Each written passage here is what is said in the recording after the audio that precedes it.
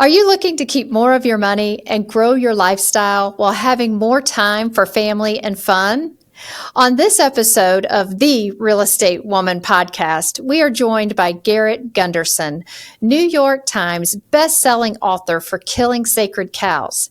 He is going to join us and discuss his new book, Money Unmasked, where he will reveal hidden secrets to determine success or failure in dealing with your finances.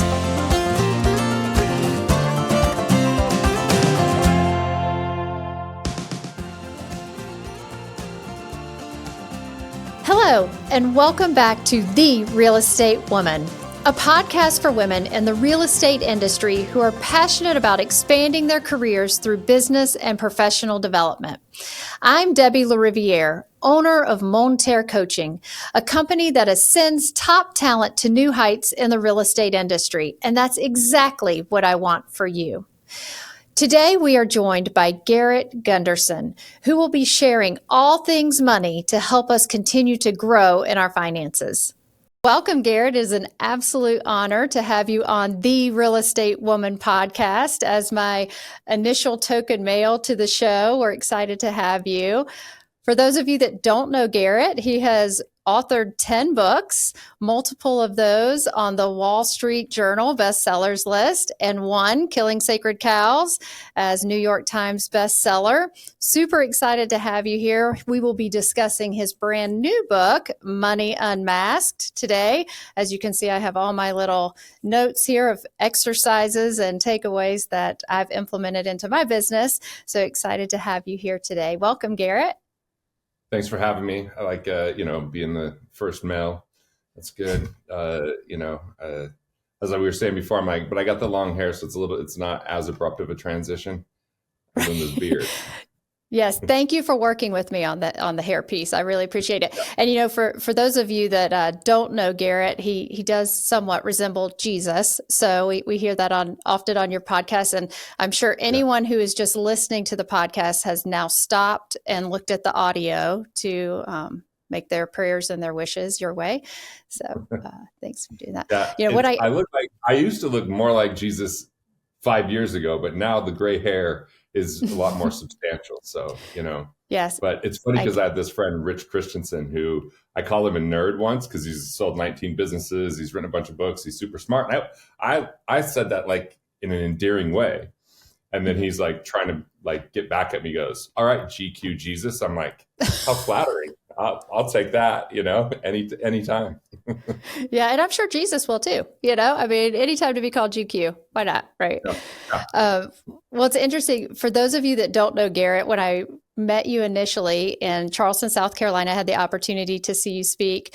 I'm one of those people. I love data and the thought of money, that topic. It's like, okay, we're either going to be listening to an accountant for the next hour or someone that's really knowledgeable and they're going to talk above my head. And you got up there and I will say like total mic drop on rich versus wealthy, beatboxing your way through all the myths about money. What an encouraging and exciting experience. So I'm hoping that we'll get some of the fun from you as well as some information on you as a stand-up comedian.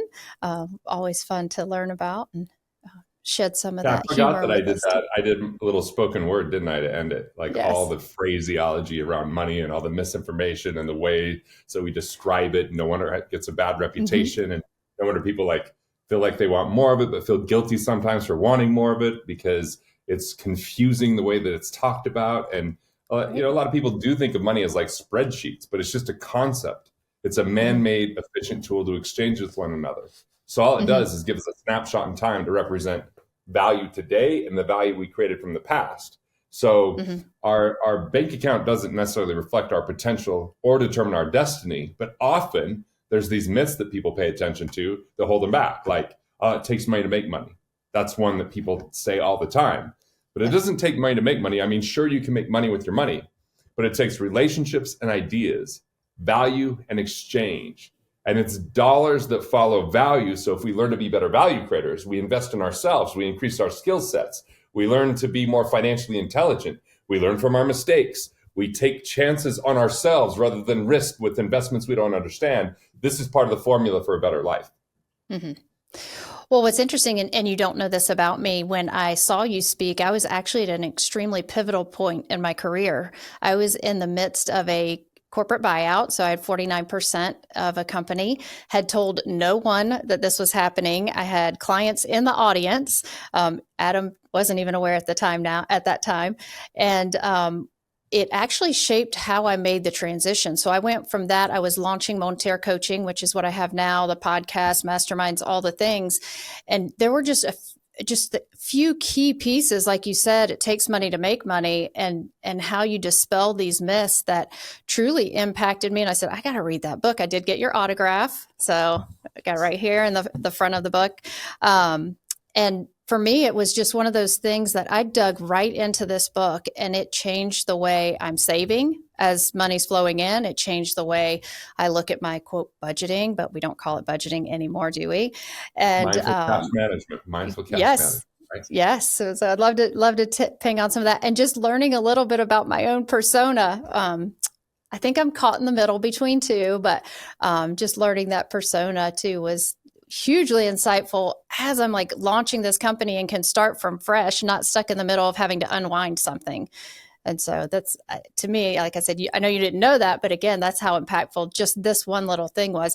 I do have your beatboxing on video, and I have watched it a couple of times. And what's interesting is, as I read this book, there are several places in it that I can hear you in my head, like as I'm reading, because the lines are written the same way. And so I hear you in my head reading the book to me. It's kind of like Audible, but it's not on Audible yet.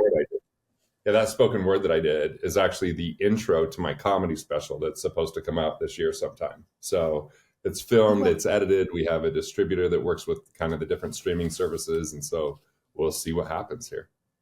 Oh, that's super exciting. Well, where I'd love to start is, from what I learned, there's so many hidden factors on how we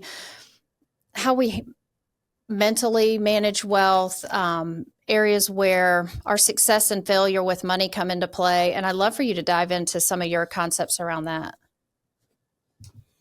I mean, as far as a lot of people, because I write books about money, they think that I'm like really good with details of spreadsheets and that kind of stuff. But I want everyone to kind of think more, like I said before, as money as a concept. And if you think of money as a concept, just think about your relationship to money and how you think about money. And most importantly, like what your money story is. Because a lot of people have a money story that's riddled with misinformation that they misidentify themselves with because of past circumstance or because of some mistake that they made. And so a lot of people get overly protective to try not to have those things happen again, which usually comes in one of two forms, kind of holding and hiding or striving and running, right? It just kind of depends on how their perspective is and their money persona. So in most people's money story, they kind of have this way that they view money and they talk about money, which determines how they feel about themselves and the money that they have and how they go about making money. And there's what people will share, which is part of what protects them. But there's also this story that they won't share, which is the judgments, the beliefs, the things underneath, the things that they might be embarrassed about, or they don't want to admit, or they think that everyone's better off than they are. And so there's kind of this judgment that starts to deteriorate at their soul, how they feel about this and how they feel about money. And then they justify it away and they excuse it away, or it starts to be this memory bank that's negative around money.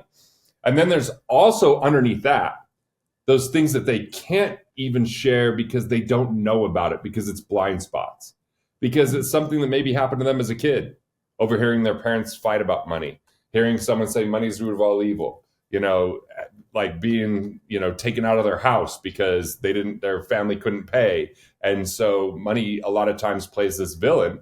And if we vilify it, then we aren't going to be able to embrace and increase it and, be the greatest value creator. But ultimately it's all this kind of misinformation that misleads. Yeah. What's interesting, I understand just from doing research and reading and seeing some of your videos, you have children also. So I'm the mom of 3 daughters between the ages of 16 and 21. So hold on to your hat. And you're absolutely right, because I look at and I'd love for you to dive into the personas here in just a minute, but I look at the different personas, and there were things that I didn't even realize that I had thoughts around with money, where I grew up in a household where we had enough, but not more than just enough. So for me, it was that constant conversation about, do we have enough money, and can we do this thing, and how do we make more money and protect the money, put it in jars under the bed, and all the different things that I brought with me into where I am now, where I do tend to live somewhat in a scarcity mindset, or did. And I don't think you ever get rid of that. At the same time, it's looking at it differently, and then talking to my children about it. And it's funny because since my kids were younger, my husband and I take a different mindset around money and what money can do. And just the conversations that we have with them are very different than the conversations my parents had with me. However, it's still ingrained to say, okay, maybe I shouldn't spend it on that thing. Or maybe I shouldn't say, maybe it shouldn't give it or save it, or there's always just that scarcity mindset. And I'm working on it. And I shared this with you earlier in my request for you to join me, was the Living Wealthy account. That was the key thing I took away. I said, okay, I have to go create a Living Wealthy account that I put X% in from the get-go.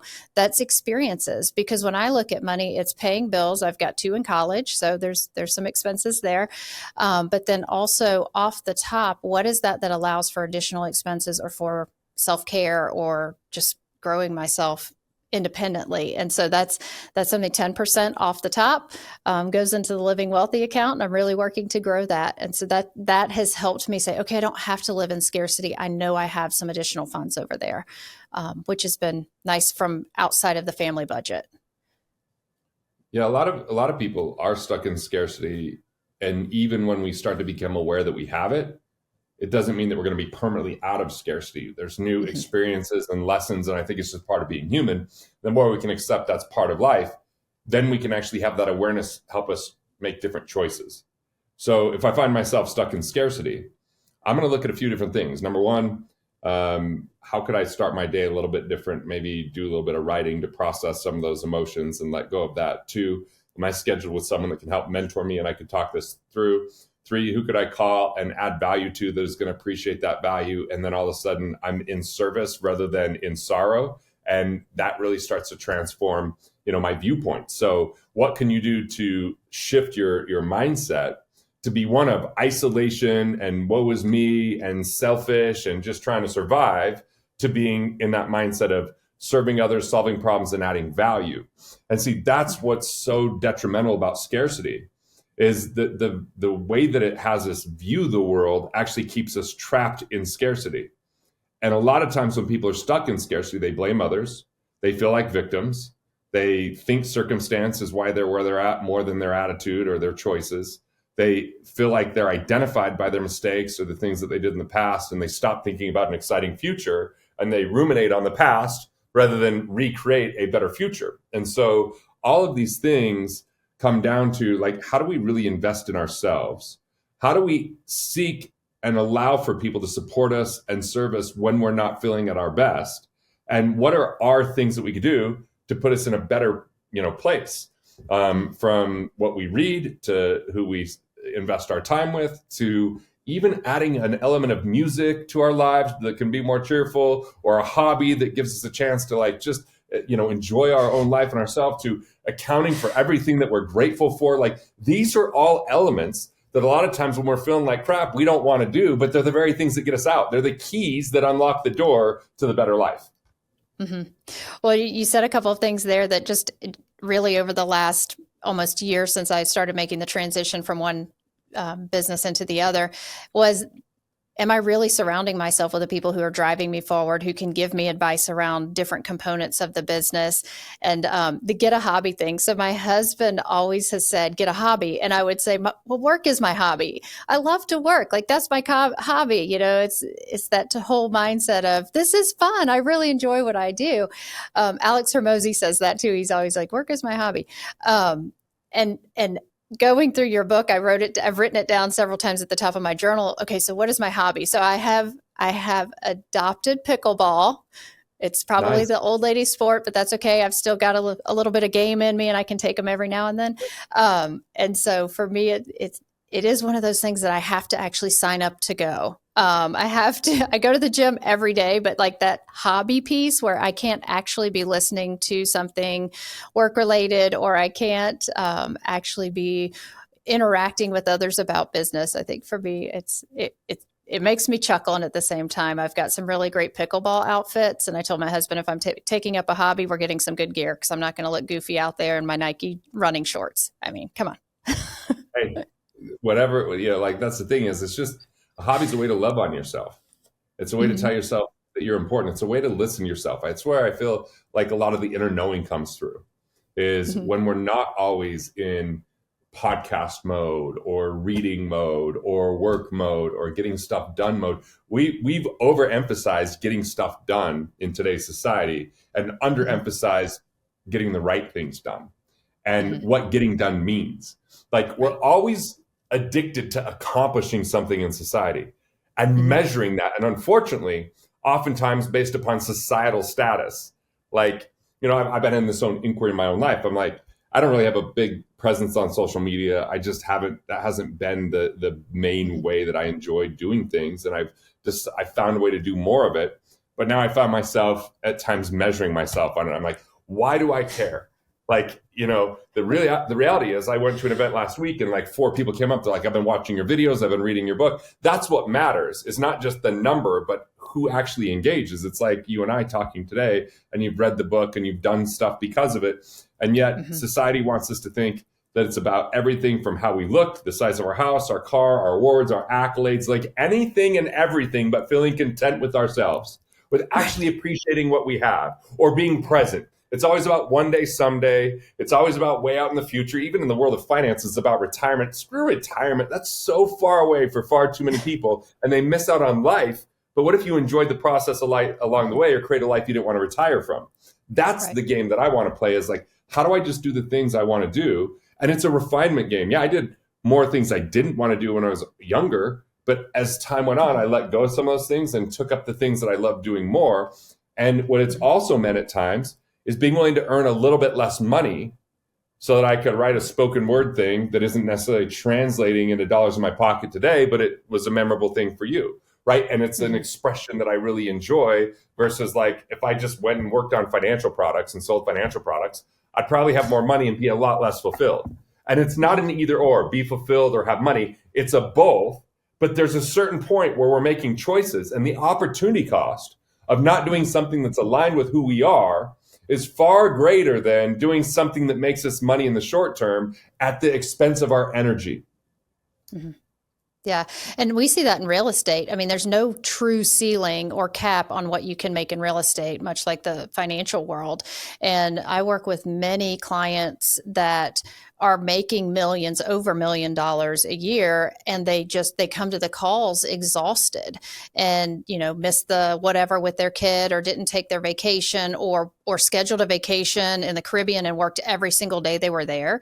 And that's that piece where it's creating a lifestyle, like you said, that you have a job you don't want to retire from. And that's something that's helped me is, my husband and I went and bought an RV, and we said, okay, we're going to buy an RV and be able to get in and out of it, instead of, hitting 75 and not being able to climb the stairs or do the trips. So it is about adjusting now, and that being present. Shoot, I have a 21-year-old, and I blink and I'm like, I don't know where all that time went, but everybody it says is about but then you embracing. experience it, right? It's crazy. Yeah. And look, my lack of philosophy, or my improper philosophy in my early 20s, cost me in a big way, because I got married at 23 years old. I've been married for 21 years now. Congratulations. She's my favorite person in the world. But that first few years, I was obsessed with making money. I was obsessed with working and outworking anyone. I wanted more. But that came at the cost of being present when we first had kids. And when, she felt like by 2008, she felt like, man, maybe I made a mistake. And like what I realized was everything I was doing in my business that worked, I wasn't translating into my marriage. So I was like, I had a vision for my business. I didn't have a vision for my marriage. I had regular meetings in my business. I didn't have a regular meeting with my wife to like talk over things. I got feedback in my business. How am I doing on a scale of 1 to 10? And I started asking my wife that. And then I started to create these like rules where if I'm gone more than 4 days in a month, I'm taking a day off and her and I are just going to go do something or take the kids and do something. We're going to travel outside the United States at least 14 days a year. We're always going to have a trip on the books that we can look forward to. I'm going to be a premier romantic, an extraordinary husband. I'm going to take her on date nights every week. All of a sudden, I started to create those things in my marriage, and that had such a major payoff. Yet in my 20s, I thought the payoff was going to be hitting New York Times. I hit New York Times and Inc. 500 in 2008 on the same week and didn't even tell my wife because I was so damn exhausted, being overworked, and I'd lost some money on a real estate deal. And so I was judging myself. So this entire thing, now it's like, let's celebrate the wins along the way. Let's enjoy the process. Let's take some time out. And what I found is the more I started to carve time away from business, and the more I started to find that I won when I played and that I could find and blur the lines between work and play, the more I started to enjoy life, the more energy I started to have, and our quality of life increased, right? That living wealthy aspect. Like we had coffee this morning and we talked for 30 minutes about all the trips we want to do this year. And we're planning, taking my family maybe for Thanksgiving to Europe. We're talking about taking her family to, we have a little nephew on her side that's, never been to Disney World. And so we're just sitting there and having this like nice little conversation. And I'm like, that doesn't show up on my resume. That doesn't show up on a bio, but that's the richness of life. And if we don't learn how to live a life we're living, we're never going to be wealthy. Because you can have all sorts of money, but if it doesn't translate into quality of life, it's all for nothing, or not even for nothing. It's to spoil your kids when you die and they blow through it in 16 months because you were never around to actually educate them on anything, right? That's the Corvette Fund. That's what we call it, the Corvette Fund. Corvette Fund, yeah. Okay, so you said something there that I love. Win, then play. I've always played to win. I'm very competitive, always been in sports. New concept, very insightful. Win, then play. What's some examples? So last week, I was speaking at an event, but like I said, when I went to just check out the room, I ended up in a conversation with two gentlemen that had read my books. This woman came up and said, what it was like to raise you. You have so much energy and I love your stuff, and hugged me. And so like when I was preparing to do this theatrical keynote that I was doing, it's actually where I act out the 4 money personas that are in Money Unmasked. I do some more spoken word in a different one than you heard. I pull out the guitar and take people through an exercise. I was up preparing in my room and I was like, the name of it's called I Already Won. I was like, I've already won before I've even entered the stage because I get to be in this room in the first place. I just had these wonderful conversations. And when you've designed the life that you love, you win. When you love the work that you do, you win. When you design the process of how you want to go about life on a daily basis, and then you control your calendar, then it's not about one day, someday, or if then when. You actually get to enjoy the moments. So I was like, I want to do a stand-up comedy special.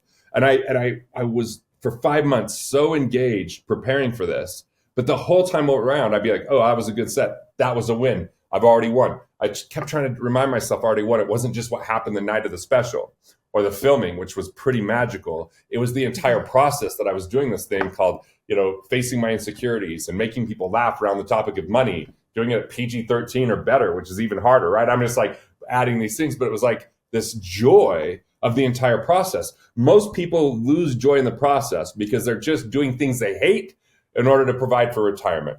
They're trading time for money. They're sacrificing far too much. They say they're going to make up the time with their family or take care of their health later on, but it becomes habitual. And ultimately, we end up finding that we've checked the boxes society told us was important, and we feel hollow and unfulfilled. I don't know if I'm the only one that's had that experience, but I think that happens all the time.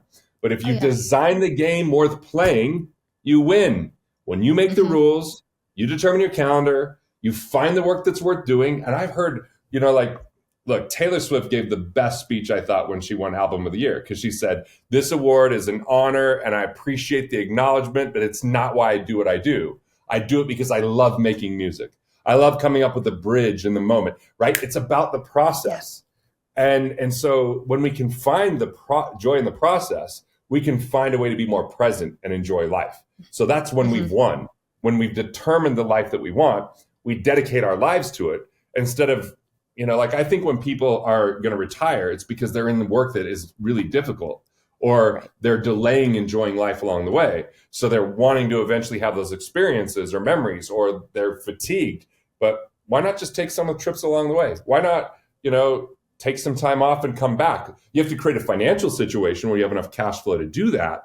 But that's something that can happen in a matter of years, not decades. That's the thing. Mm-hmm. When you use the right models and methodologies. Yeah.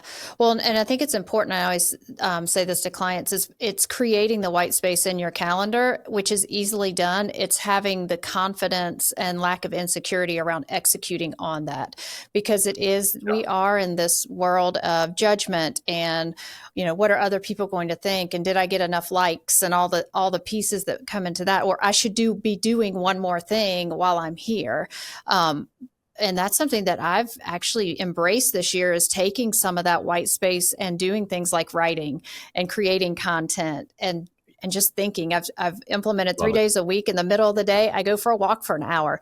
The ideas I come up with are amazing, right? And I'm like in my note, I'm walking. I probably look like the lady that's texting all the time, and all I'm doing are recording notes of things that I just thought of, because I took the white space to go and actually think instead of just fill it. Yeah. So it's funny because I get asked the question a lot, like, what books do you read? And I'm like, I don't really read a lot because I write a lot. I write for a couple hours a day. And then by the time that I've given all I can, by the time it's, 5:00, and that's the time to hang out with family. That's the time to go do something else, that's time to relax. And I just don't really read a lot. My wife laughs when she does see me reading. She's like, oh, it's a special day. But at the same time, because I've done so much writing and I've been in so many engaging conversations and I'm asking questions all the time. How would this work? Why would it work? Why wouldn't it work? And I go straight to having conversations with people. There's multiple ways that we could learn. And the fact that you're just going on a walk and it gives you insight. Like I'm going to be candid. People have been indoctrinated to think the only way we learn is through school. And that the more degrees you get, the more value you bring in society. But the problem is you're more indoctrinated in a system that might not even exist in today's world. You might be an expert in a world that existed 10 years ago and wonder why you have a student loan and that you can't make enough money to pay it off. It's because you didn't learn about who you are, what you're capable of, how to ask better questions, how to enjoy life along the way, and how to invest in yourself. You learned how to invest in rhetoric. You learn how to invest in something that Google could probably get you, or ChatGPT. And I mean, not that I'm passionate about it, but my oldest son isn't going to school. That would be unheard of for, me and my siblings. We all went to school and it was a great social experiment. But I learned in my nutrition class about the food pyramid. The food pyramid is the dumbest idea that's ever hit health. It's 6 to 11 servings of carbs. Minimal fat, your brain doesn't need to work. It's just it's just refined grains and enriched. It's just the dumbest, but that's unfortunately what a lot of people are still learning.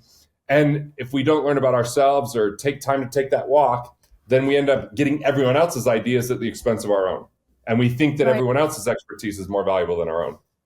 Right. Well, and two, they go to college, like I said, two in college, and they go and they are forced to learn all the key concepts, right? But they don't learn what they actually want to be when they grow up, not do, right? So it's all about what you want to do. And that's my daughter, she's a senior, and her, oh gosh, what, graduate school, and what do I apply for, and what profession and just go figure out what you want to be and go, the profession will follow you. And so those conversations are constant in our house.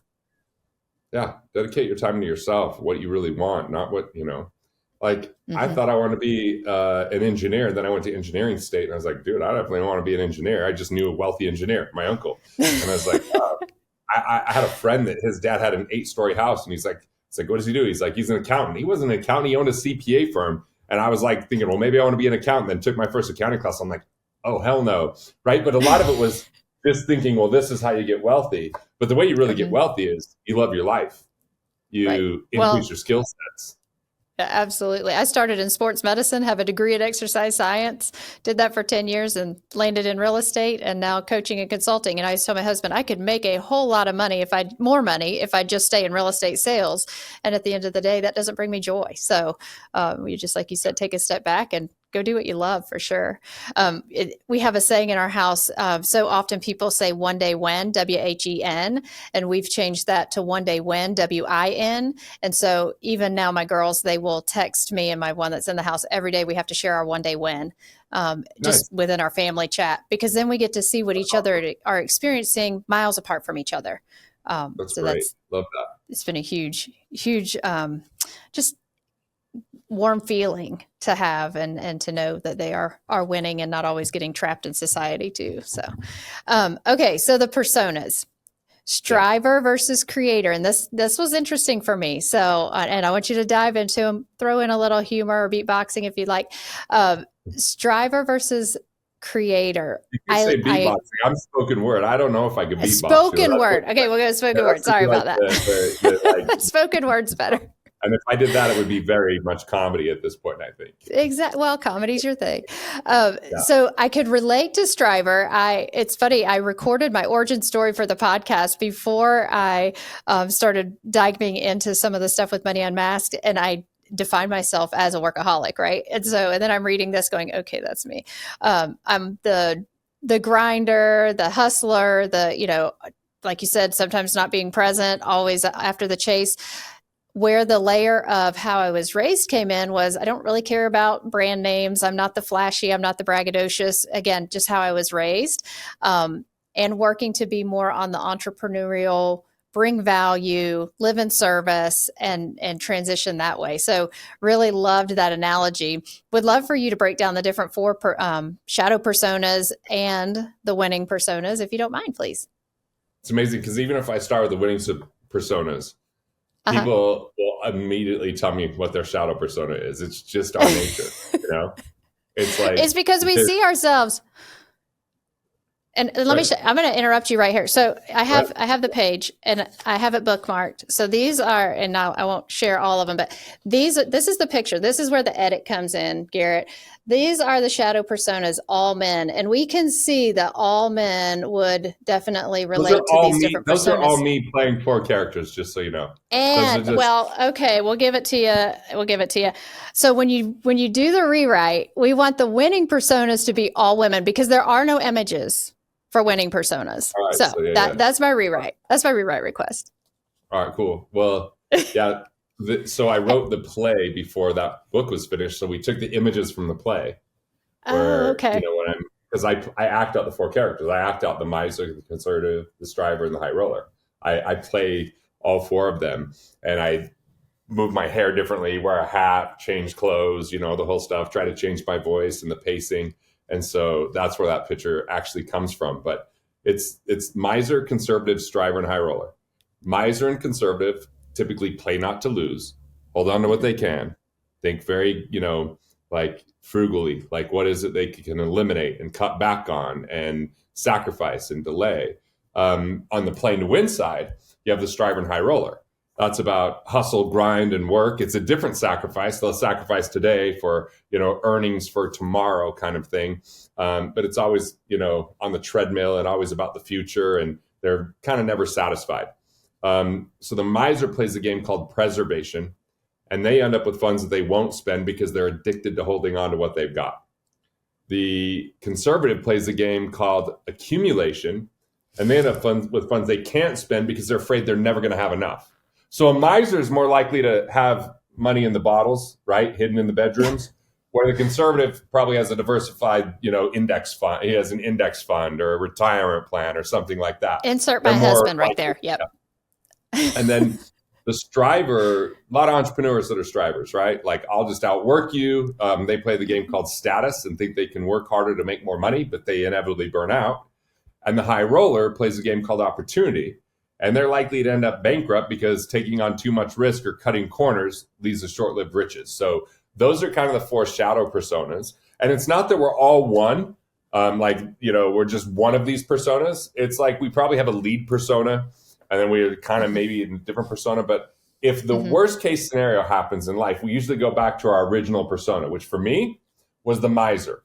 Right? I grew up in a household which was like, hey, who didn't drink their full drink? There's kids in Ethiopia that are starving and thirsty, and you're just wasting this. And who left the light on? My son, I kind of still inherit that. My son will say, I'm having an existential crisis here, and you're worried about who left the light on downstairs, and I'm like, I get it. But that's some of the upbringing, right? So if everything, like I would find myself at times, if scarcity happened, to be like, ooh, the miser wants to come forward and say, just cut out all your expenses. But I've been around long enough and written enough. I'm like, oh, that's just scarcity thinking. So where I am more susceptible is to be a striver. I'll just outwork it. I'll just make more. I'll just do more. Right. So yeah, that's it's the alter ego. Yeah. Yeah, I tried the stay-at-home mom thing, and very short-lived. At the same time, it was one of those, I don't want to have to go to Target because my husband's kind of the hoarder of the understanding, turn the light off, the whole thing, the miser, conservative, back and forth. He does have all the funds, though.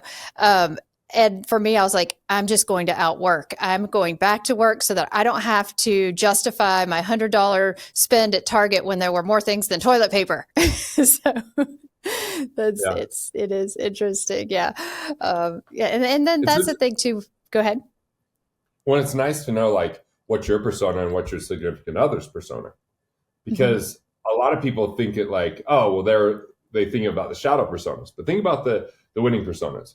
You're the creator and he's the planner. So for example, like my conversation with my wife today, I'm in creation mode. Where do you want to go? Like, and then she's going, all right, well, how long will we go for? When will we go? And, and so it's great because I get it started on here's the excitement. And then she goes, yeah, let's not go there because it's going to be really busy at that time of year. Let's not go here because it's too cold. Like, so she thinks about the details. So I used to think of it as like, I'm the gas and she's the brakes. Now I look at it as like, I'm the gas and she's the guardrails. Without her, I'm going over the edge and it's going to be a problem. Without me, she'll still be analyzing something far too long. But what's great is, like, we've had to deal with a lot of health challenges with our kids. She's a deep researcher. I can find all these amazing doctors and she can research and find out what's actually going to be beneficial. And it's transformed our kids' health. So like when you look from that standpoint, it's like that's where we're typically attracted to someone that's not the same money persona as us. That quite frequently happens, like the majority of the time, which also means we can learn lessons from them and they can learn lessons from us. But if we don't understand what's going on, that subcontext can create fighting. It can create frustration. But with her being a planner, I said, how much money would you want to have in a really safe place and know it was there? And if we had that money, you'd be able to rest easy at night. And she told me the number. I was like, great, we're going to get that. And I was like, hey, what's our monthly amount that we need to have coming in no matter what to cover the basics? The kids go to the schools they're going to, we eat the food we eat, we live in the house. So we analyze that. And once I created that, then when I was like, I want to do comedy, she was like, at first she said, I don't think you're as funny as you think you are. True to form, and I was like, what? I'm like, people laugh all the time when I'm speaking. She's like, you're making them money. They're being nice. But she actually did fully support it because she knew we had the money and savings, inside of the cash value insurance plan. We had cash flow coming in from recurring revenue. So she's like, let's go for it. Let's do this. And so a lot of times, some of that is not scarcity, it's just safety. And when we can listen to it, we can start to co-create a better plan instead of like, point out each other's differences and stuff like that, Although when I do comedy, I make fun of frugal versus cheap. I'm like, the difference is when you're dating somebody, you don't spend money, you're cheap. When you're married, you call it frugal. And, I'm also like, frugal is what they say to your face, cheap is behind your back, all those kind of things. Because we all know those people with deep pockets and short arms, right? Like that's what I was gonna say. Alligators come out. Yeah, I'm a good coupon clipper every now and then, but if I want it, we're just getting it. That's that's great. Well, it's interesting too because we call it the safe bucket. So we have the safe bucket. Know that worst case scenario, we're covered, right? And then we can go do the other things. And it's funny about the planner. We can go to the Keys. Like, let's just go to the Keys. Let's just get in the car. Let's go to the Keys. Where do you want to stay? I don't know. Figure out when we can get there. I'm sure they have hotels. It's the Keys, for crying out loud. And then it's like, no. We need the itinerary. Well, itinerary away. Yeah. So, I just look at it like, great. Well, just what are the, it's like alone, they're both problematic, together you could actually fill in the gaps and be better off. So and look, once my wife and I knew our money personas, we just get along when it comes to money. Before we knew each other's money persona, before I wanted someone else to come up with a money persona. I didn't want to figure it out because I didn't want to do the research that was required, candidly, but at the same time, I was writing a book, and it was a book before Money Unmasked. And Money Unmasked took me 7 years to write because of money personas.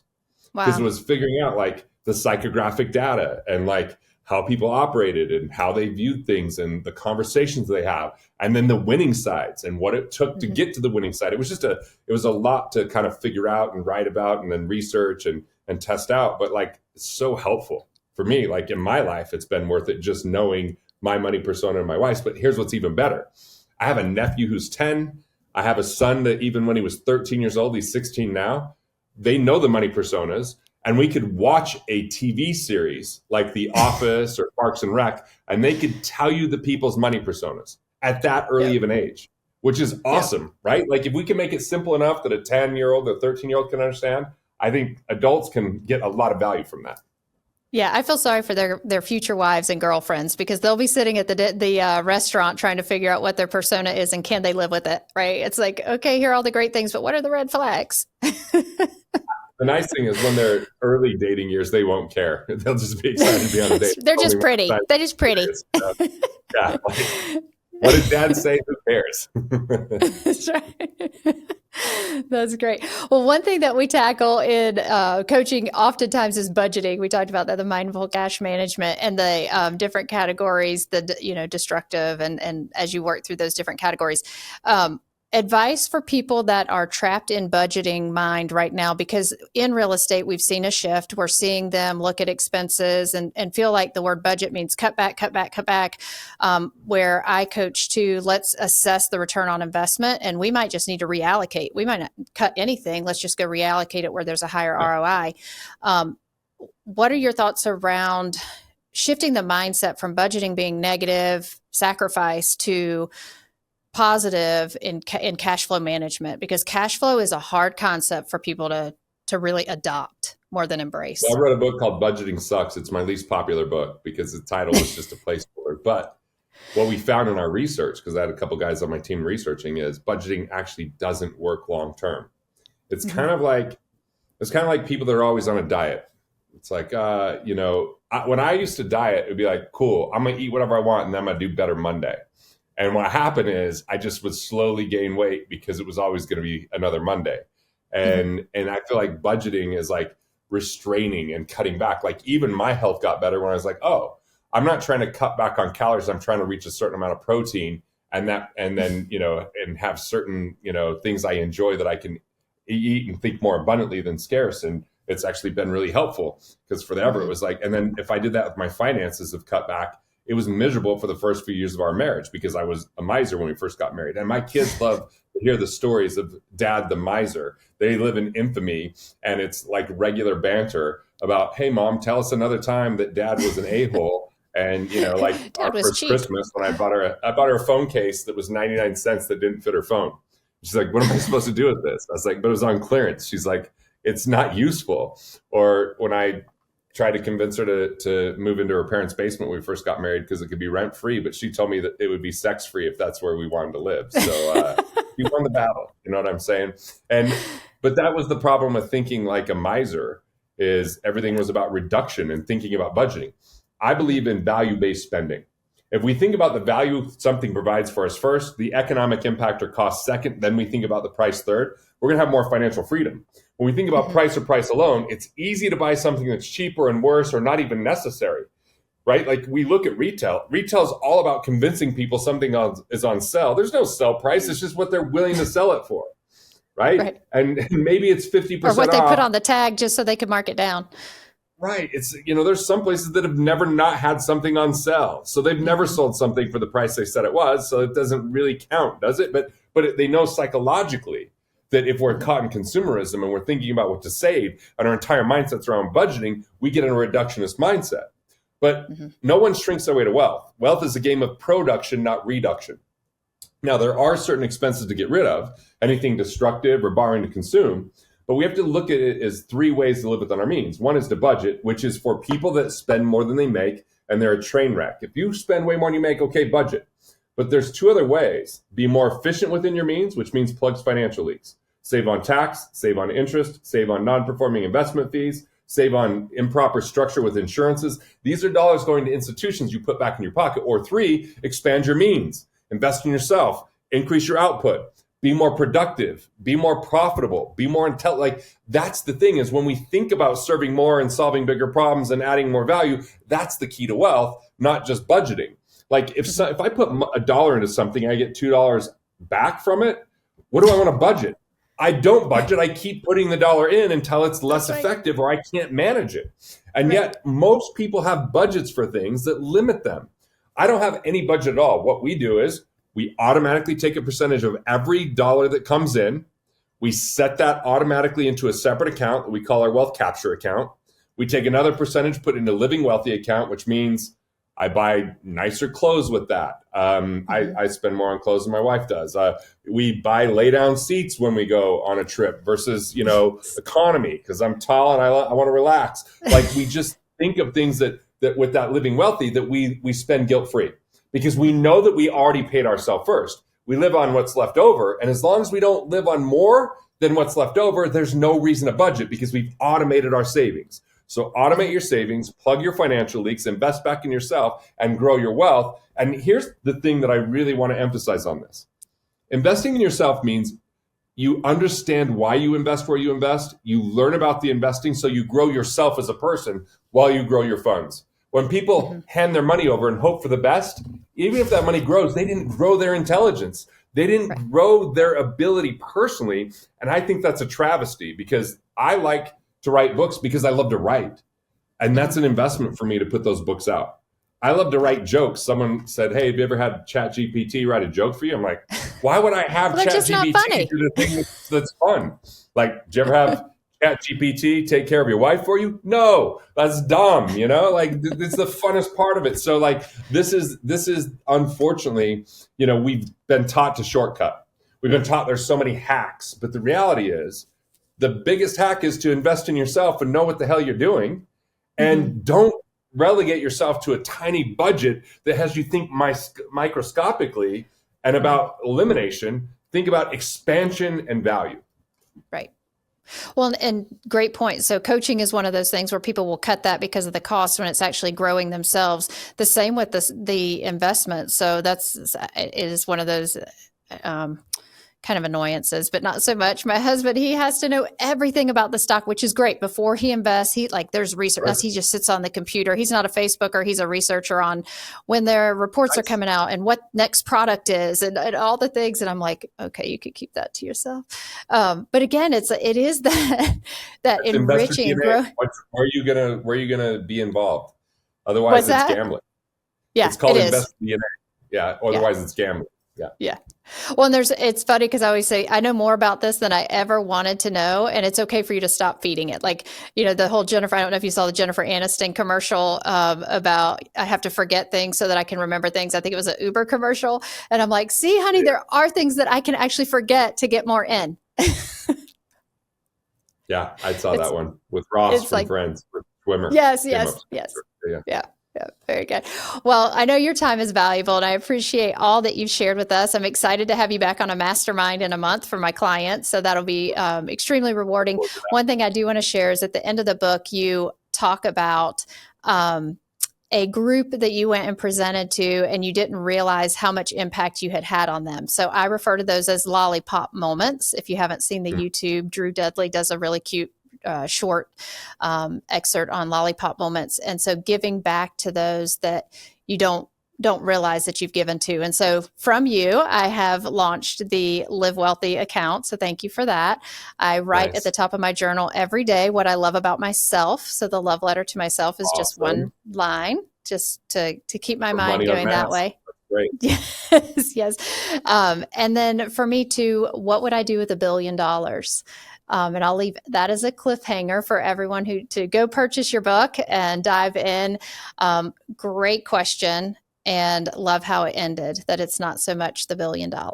But yeah, so I do think about that. What would I do with $1 billion, and who could I give to? with $1 billion. Awesome. So. I'm so glad to hear all that impacted you. Yes. And appreciate you having me on. Yeah. So anything you'd like to leave our listeners with? Money myths are on my mind right now because I'm rewriting Killing Sacred Cows. And anytime you hear someone say it takes money to make money, not really. It takes, we talked about that, or high risk equals high return. No, the more involved you are, the more you use your human life value, the less risk you take because you understand what you're doing. The more they say you're in it for the long haul, don't wait for 30 years to live your life. Like, your long haul sounds terrible. Like, think about how you can create cash flow today, how you could improve your financial situation, the one step that you could take. And, the thing that we talked about more than anything is win then play. What does a life worth living look like? What's your greatest win? How do you create a life you don't want to retire from? Answer better questions because you have the answers within already. But if you ask better questions, you'll find those answers. These are all great questions, Garrett. Thought-provoking, and will encourage us to have a better relationship with our money and really dig deep to figure out how we can personally grow financially. Thank you guys so much for being here on The Real Estate Woman. If you would like to schedule your free strategy session, the link is in the show notes. If you'd like to learn all things Garrett, check out the link in the show notes as well.